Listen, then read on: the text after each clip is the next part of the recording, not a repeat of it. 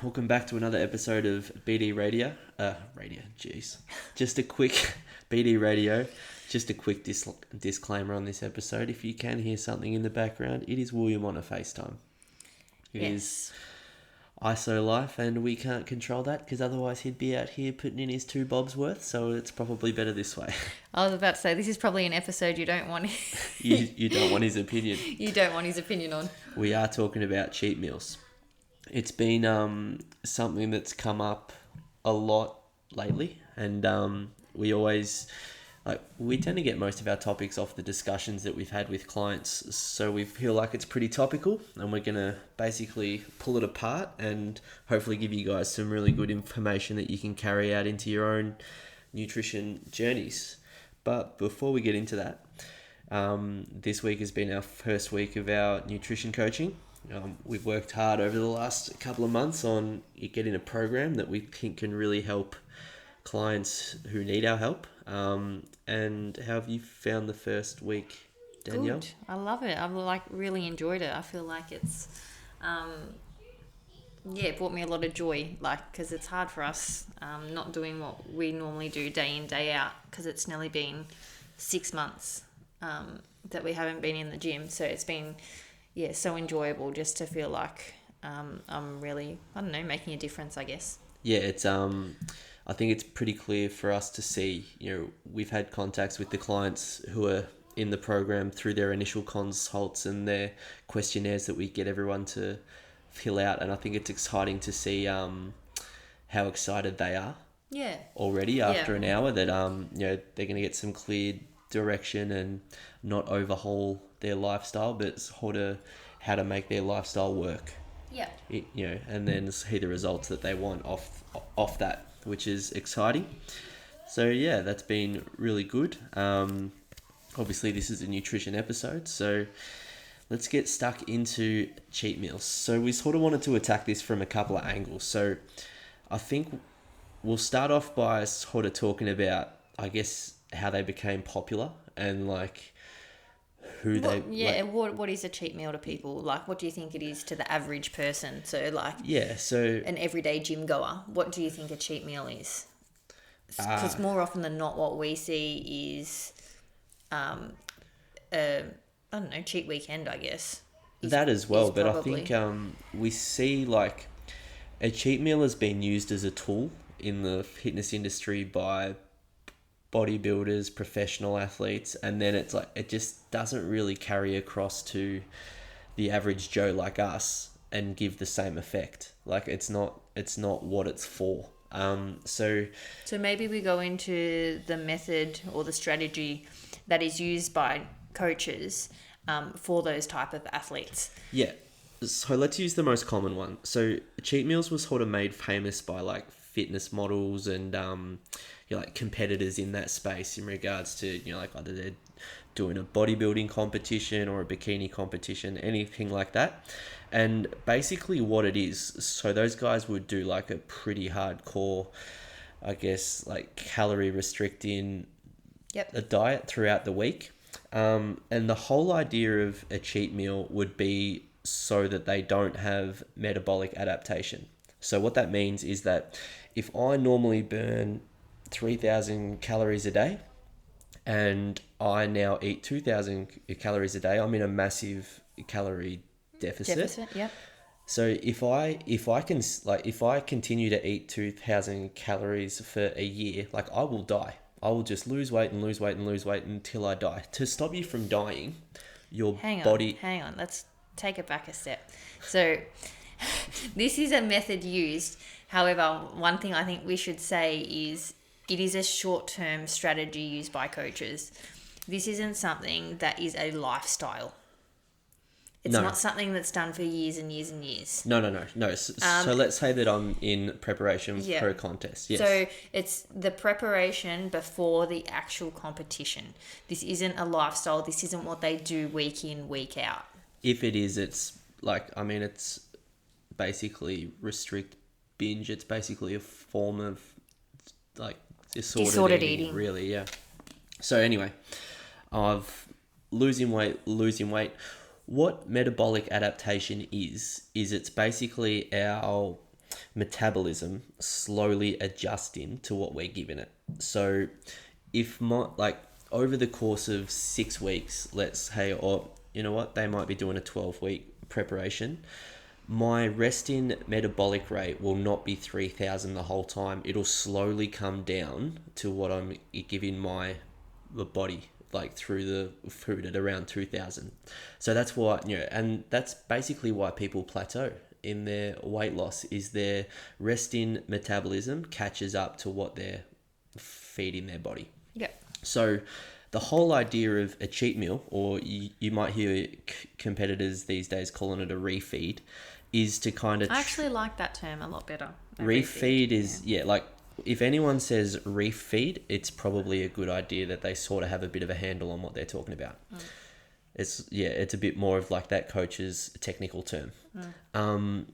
The whole idea of a refeed is after 7 days, 14 days, to give your body, let's say, a day of 4,000 calories, so way over what you need, but to trick your metabolism into not lowering, into thinking that it was just a short-term ploy, and like, I don't actually need to drop my resting rate so that I continue to lose weight at that 1,000 calorie deficit. Yeah. So have I explained that okay? Yeah, you actually did quite well. That was really good. Don't be so surprised. That is the first reason, but the second reason is also for the athlete's mental health. Yeah, so psychological. Yeah, so it's very hard, and anyone would know that if they've done any type of diet where they're restricting their calories and they are in a deficit and they are losing weight, it's very hard. It is very hard mentally. It's pretty grueling, yeah. To accept that feeling of being hungry. So like flat, unsatisfied. And not at your peak. I was about to say their energy levels. Sleep. Yeah, like so much is affected. So that refeed allows them, have you ever met people that like athletes that go into competition? Moods are huge. Yeah. Like, it's a real struggle quite often that they mention, like, their partners. Oh, yeah. And, yeah, it's very, very hard. It's a very selfish sort of ploy. To like, you know what's going to happen. You know you're not going to be at your best for 2-3 months. Like, I mean, that's just a conversation for another day, but everything needs to be on board, otherwise you're just going to be miserable. Anyway, no real bodybuilders listen to this podcast. Yeah, I was about to say, this is just the background, so we understand, so to allow you to understand, where this comes from, this whole cheat meal idea. Yeah. So we'll move forward to that and like make it more relevant for you now. So as long as you understand, I guess that's the basis of it, and now we can sort of explain how it doesn't really relate to us. Yeah, so I don't think anyone listening to this podcast is a professional athlete at that level. No. So that is irrelevant. So we shouldn't be eating like that. No. It is not healthy. Like we said, it's a short-term strategy used for those athletes. It is not a long-term lifestyle, which is what we deal with our nutrition coaching. We're talking about sustainable lifestyles and living a healthy life. Yep. Whereas these short-term strategies are purely for either performance or for appearance. Yep. Which, again, have their place, but everyone just needs to know like the context in which we're using these tools. Yeah. Otherwise, we can get our wires crossed and think that it's something that we have to do. Yeah. So quite often, like people see on Instagram, this athlete's doing this. The Rock does his giant cheat meals. Then everyone's like, well, I'll do my giant cheat meal. It's like, The Rock eats 12 cookies and he's jacked. Yeah. So that would be awesome. Generally what happens, we see like the average person trying to adopt these outrageous nutrition. Yeah, and I think in our industry there's a little bit of a glorification of like, absolutely. I look fit, look what I can eat, and also maintain that. It's almost an advertisement of... drives me crazy. Their product. When, I mean, we know in the fitness industry that behind closed doors, like, there's a whole lot of eating issues that... it's not a really good reflection of what we should be doing. Yeah, so what should you be doing? So what should the average person who just wants to be fit and healthy be doing in terms of, I'm doing What the talking marks again. Yeah. For their cheat meal. So if you feel like, at the end of the week you've had a tough week, generally speaking, most people on a Friday night get takeaway. That's what we're going to talk about now. Yeah, so let's talk about the clients who we see. They tend to, one of the things that they can do is reward themselves with food, which can be a little bit counterintuitive this sort of conversation is mainly geared to people who are trying to lose weight, because this is where cheat meals can get in the way of that. So if you've eaten really well all week, you've maintained a bit of a deficit, you've stuck to the plan, which you need to do to lose weight, perfect. You can definitely blow it with one meal. And it's a lot easier than you think. We did a post about this on our socials the other week with a more specific example of how it can happen. But basically, I just laid out in that post that if you have, a deficit of 400, 500 calories a day, which is pretty sustainable and pretty normal throughout the industry, as a recommendation, that over the course of a week, that equals 2,800 calories. Mm-hmm. A large pizza from Pizza Hut can be 2,000. Yeah. Bang. There's 5 days of a deficit gone. And then if you polish that off with a little bit of ice cream afterwards, because it's a cheat night, all of a sudden you're not only in a deficit, but you could be in a surplus, and you could be gaining weight. Yeah. So this isn't to scare you off junk food, but this is just understand. Yeah, to understand and to know and to be in control of the choice that you're making, so that you're not surprised by the outcome. Because what we don't want is people being like, I don't know what went wrong. We're trying to empower people to be confident in their choices and to expect a result rather than just have a guess. Yeah. Absolutely. That's always our goal, to educate on both training and nutrition. We want you to know as much information as possible so you can make informed decisions for the goals that you want to achieve. That's right. So, and I'm sure a few people are listening to this and being like, oh my God, that's me. I'd be really good. And I can definitely put my hand up. For years, I'd be in this geez, I don't know why I'm getting anywhere. And on a Friday night, we'd have nachos and have ice cream and being like, yeah, it's only one meal. What's the difference? And it's well, I think calories can be really confusing. So let's use this example. If you save $40 a day, and at the end of the week, it's 7 times 4, help me out, please. 28. So you've got the $280 at the end of the week, and then you just go and hit the clubs and spend $280 and then be like, geez, I'm not really saving money for that Euro trip. That's basically the example. Not only that, if you spend $350, all of a sudden you're not only am I not saving, I'm now losing. Yeah. So that's sort of that's the example, and most people have got more of an understanding on the dollars than they do on the calories. So that's the example I use all the time. Yeah, it is a good one. So with your cheat meals, we're not saying that you have to cut them out altogether. What we do is we just adjust them. So let's say pizza. So I use the Pizza Hut example. We rarely get takeaway pizza. If we have it, it'll be for William's birthday.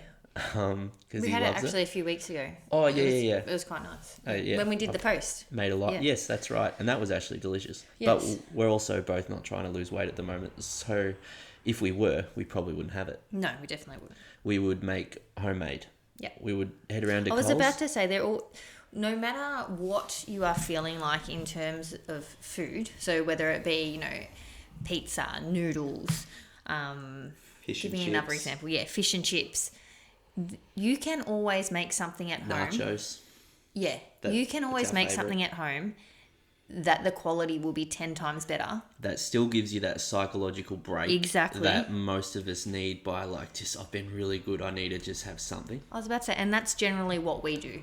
Yeah. So generally on a Friday night. It's just a way to unwind. One person in our household chooses what we're having, and generally it'll be our version of. So it's something we make at home.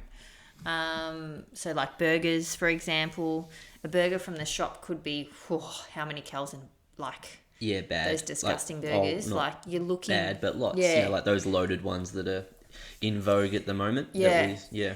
Like, let's compare it to. It's not really. I haven't done any calculations, but let's just say like if you got a loaded burger that's full of cheese, poor quality meat, Oils, yeah. Yeah, so you don't know what Sauces, they're cooking mayos, with. Sauces, aiolis. exactly. A brioche bun, it's got sugar in it, nice and soft. Let's huge. say 1,200. Yeah, let's say 1,200 calories. All right, compared to going to the bakery, buying a nice fresh roll. Love it. Love a fresh roll, don't we? You do, for sure. And then going to a butcher, getting a quality, and I'm talking you can go to a free range butcher and buy like a $5 patty. Yeah, the pure burgers from Canning's are next level, but also just a slightly, well, not slightly, they're expensive, but a cheaper option would definitely be Cleavers at Coles. Yep. Safeways have got like peppercorn. Yeah, even if you got the most premium burger from the free range butcher, it would still be less than what you'd pay at a takeaway store. Oh, yeah. So let's say you get a burger and chips could be like 25 bucks almost. Easy. And of course a drink, we get a Pepsi Max. So add on another couple, and like people won't bat an eye at paying that, but if you pay $4 for a patty, burger, it's like, oh my God. Goodness, it's so expensive. Yeah, which is a normal reaction. Like when I read that price, I was like, Jesus, who'd pay for that? And now I do. But basically all it is you still get that release of like, you feel like you're having a break, but you're also eating something delicious. It's not going to completely derail your progress. Yeah, exactly. You can choose your cheese, you can choose to have sauces or not, but if we made a burger at home, there is no way we'd be consuming 1,200 calories. No, unless we had two. Yeah, which we have done in the past, but make no mistake. But it's one of those things where you also need to understand that when you're in a period where you're trying to lose weight, your body is wanting to gain that weight back. So as soon as you give it any excuse, and when I say excuse, I mean like calories at the level where it's more than you need, your body will like just soak it up. Yep, thank you. And that's why we get a lot of that, like, I think it's called the rebound effect. It's pretty much like you need to be really careful in like when you come out of a dieting phase that you don't go back to what you were doing, or you don't completely relax. It's that you slowly build it up. And that's, I mean, the extreme example of that would be like, what's the TV show with Michelle Bridges that she's that like they get, like, oh, that'd be awesome, people cook for you, this and that, and then they leave the house and they go back to what they were doing. I mean, obviously that's an extreme example, but they gain the weight back really quickly. So like to break it all the way down in a week or a month, let's say you have a month, like you can eat like that's why people are like, oh, I ate a pizza and I gained 3 kgs. Yeah, and that's not just fat straight away. Obviously, that's water, that's carbs, but that can give you a bit of an indication. Like you do need to kind of hold and then slowly build it up, rather than just, I've lost weight, I can eat again. Yeah, that's where a lot of people go wrong. We also understand that we're referencing calories a lot in this episode, and we haven't told anyone to count them ever. Really, but it's like the reason why we're using that is just to give you guys, I guess, something like a measurable way of like the cost of eating something. It's just easier to understand that way, and it sort of takes the guesswork out of it. So yeah, we don't really want you to be reading the labels of everything and adding everything up, but it's a good idea to have a bit of a handle on what it actually is that you're eating. So maybe just, be wary of that, I guess. Yeah. Without, scanning every barcode and tracking everything. It's not required, but it is a good education tool for a lot of people for sure. Yeah, definitely. So now we're through that. If you feel like you are someone who's like, yeah, this is me. Like I do really well during the week, and I'm probably, like, if we're being really honest, I'm being a little bit overly restrictive during the week, so that I'm just like, I'm hanging out for that release on a Friday night. What would be your advice to them to sort of like break the chain, I guess, just to sort of get out of that cycle of binge restrict? I think it's really important that people understand what type of person they are. So, for example, if you are the type of person that can't have a little bit, so if you're looking... Which is what, 90% of people? Yeah, if you're someone that You're the only person I know who's like that. Oh, really? Yeah. If you're someone that wants quantity, then go for a better quality. So generally speaking, when you're having better quality food, like, you'll realize you're full and you'll have less of it. Yeah, Would you agree with that? Yeah, quick example on that would be like swapping milk chocolate to dark chocolate. Yeah. It's pretty easy to smash, and everyone listening to this, nod your head right now, no matter where you are, if you've smashed a whole block of Top Deck or caramel or, like, my mouth is watering, but, like, all that stuff is just really easy. But it's pretty hard to smash a block of Lindt 95%. Yeah, absolutely. And you don't have to go all the way to 95%, but that's a pretty harsh, like, ratio. Yeah. So if you're someone that I said wants that high quantity, look at the quality of the food you're eating. So don't restrict yourself in terms of quantity. So I can have as much as I want of this. And I you do that will with find, watermelon. Yeah, you will find... I eat so much watermelon.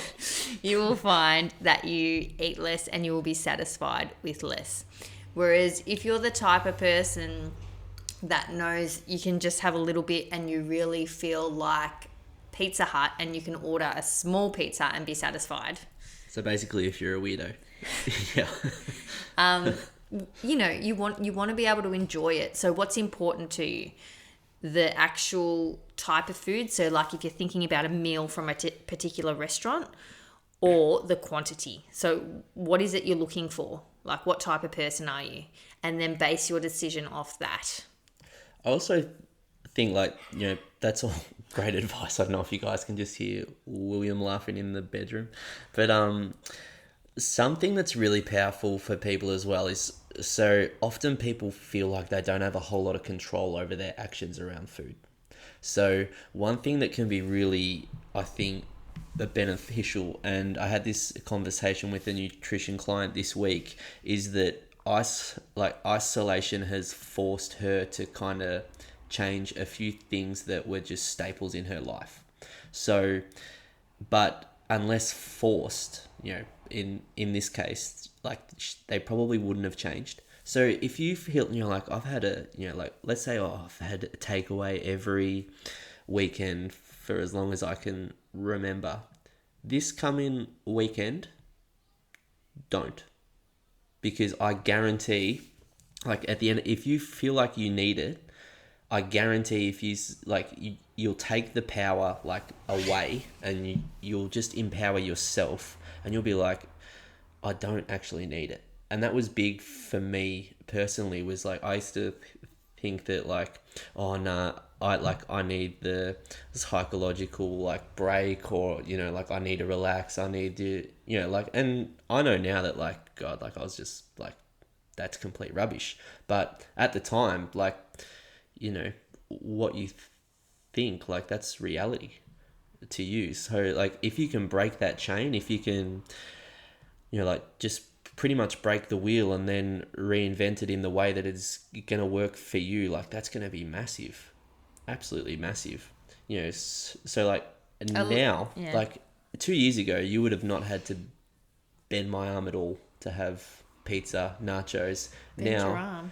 you'd ask me and I'd be like, oh, yeah, okay. Like, it's just like, I'm not looking forward to it, or, like, a little bit. It depends, but it's like, it's not something I'm hanging out for. Like, I used to have ice cream every weekend. The ice cream was huge for you. Yeah. When was the last time I had ice cream?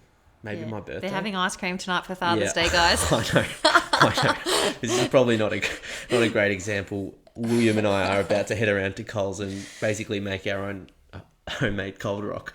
But it's like, that's a once-off. That used to be a weekend occurrence. Yeah.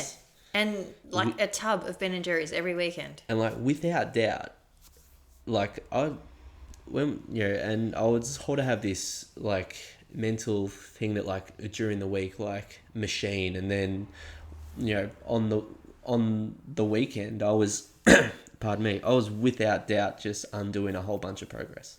So yeah, if anyone, if anyone's potentially thinking like, oh yeah, it's easy for you guys, like your trainers, this and that, like, no, I've definitely been there. Yeah, we definitely all have our struggles. Yeah, and I've come out the other side now, but I know how hard it is to change your habits like that. Like, it's really hard. Especially, so, and I mean, we can talk about another, a couple of tactics maybe, but I'm massive on not restricting, but displacing. So rather than the ice cream, I have something else that I really enjoy, watermelon, that, like that I don't feel like I'm missing out. And I'm not just like watching the clock being like, can I go to bed? Because I feel like I need something. Yeah, so like that is a great example. I love to eat something after dinner. So we eat reasonably early with the kids. Yeah, and like then, nursing home early. Like 5:30, which is common for a lot of young families. I look forward to it now. And then after Mia goes to bed at 7, we generally have something to eat. So Ben will have his watermelon. Yeah. With William as well. And generally speaking, William and I will have fruit as well, but we probably have different fruit too. Yeah. We're a little bit more adventurous than what's a treat in our house? William's like, dark chocolate. Nonna got 70% lint because all we had was like 95%. He's eating. He's like, this is disgusting. I know, he was so happy with the 70% dark chocolate, and yeah. And that satisfies him. That satisfies us. Which also leads us to another point. If we had dairy milk in the cupboard, we'd probably eat it. Yeah, like and we talk about optimizing your environment to the point where we probably sound like broken records, but it is just so, like, it's so important. That was going to be my next point too. Environment plays such a huge role, and I think that did for you as well, because obviously you moved out of home and into a home with me and William, and like I'm not someone, I don't keep any junk food. Well, you didn't keep anything. Well, Ben was mortified when he looked into in my cupboard when we first met. It was August. No, was it August? It was August or October, definitely. She had William's Easter eggs in there from April. All right, Ben. I was shocked and appalled. There was that. There was a bag of spinach, and there was a couple of sticks of salami. No, because I keep everything in the freezer, so like I didn't. What the hell is happening? So like the spinach was for my smoothies, guys. And at that time, William would eat his meals at my parents'. Yeah. Yeah, so I was feeding my child, guys. You very clearly didn't eat anything. It's like, where's the food? Yeah. So, yeah, we didn't really eat at home very often, just because of my shifts and that kind of thing. But what was available at home was never, a bad option. There might have been a block of panna. I didn't keep, we never have, potato chips or cookies or anything like that, unless it's something I've made for the kids. So, for example, at the moment, we've got muffins, which we made the other day. They're awesome as well. If anyone wants the recipe to those, just message us, because we've posted it a couple of times and we'll just flick it through to you. As well as the, obviously to replace ice cream with watermelon. Oh. Listen, we're on environment. Oh, so yeah, no. Your environment. I'm talking about choosing a better option now. Okay. So we're still talking about your environment, though. Okay, sorry. So you've moved in with William and I, and then also we've opened a gym. So your only influence is a pretty good one. Like at home, we don't have anything, and at work, we don't have anything or many people that influence our decisions. I did bring you over to the dark side for a while, though. You were enjoying your ice cream, admit it. I was enjoying my ice cream, however, I did not... Not the burgers, though. They kept putting onions on you. It was so filthy. I did not eat as much ice cream, or the same, You ate a whole tub once and you were mortified. Once, and I nearly died. And we don't, I'd never... When we say a whole tub, we obviously mean a pint, not like a 2-litre Peters, Neapolitan, leaving the strawberry alone. So we're obviously in a very unique situation in terms of our environments. Whereas most people, like, work is huge, especially people that work in offices. Work, partner, hospitals, you know, like any place where people bring a plate.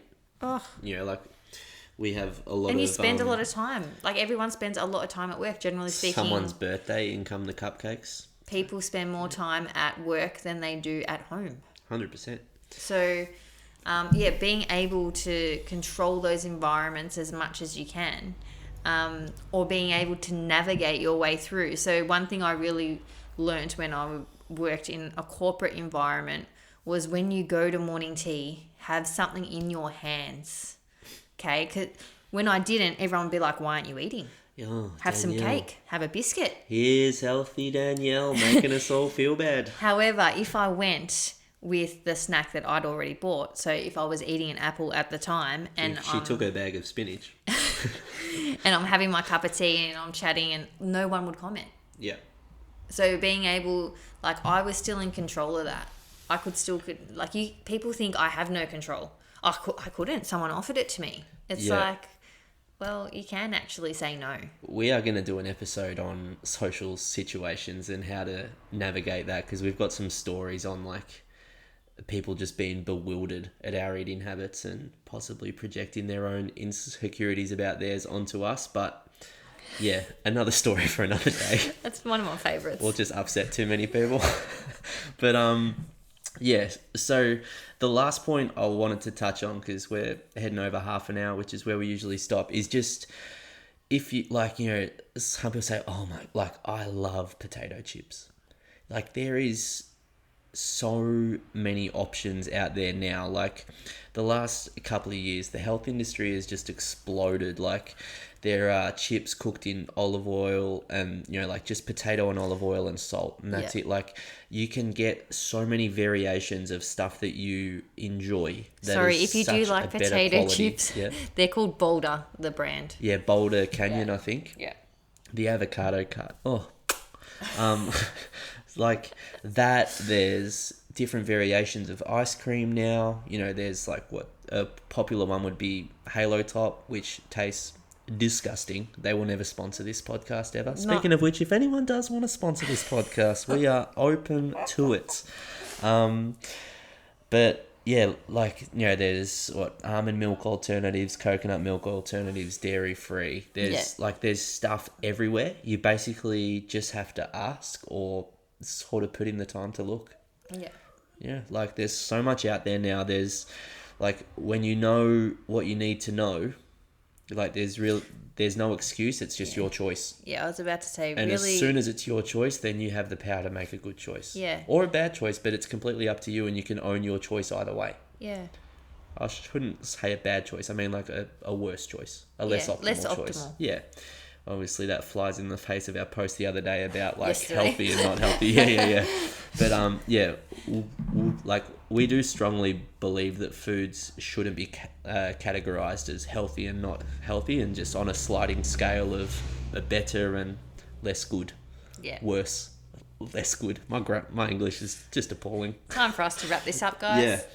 Anyway, so that's cheat meals. If you have any questions about, you know, your own individual situation or what you may be doing, and just probably want to get some clarification on, is this good, is this bad, then just message us, guys. We I don't know. He just said good and bad again. Sorry, guys. Oh, is this optimal, or is this less optimal? Then yeah, shoot us a message. We always have time to help you guys with any nutrition questions that you guys have.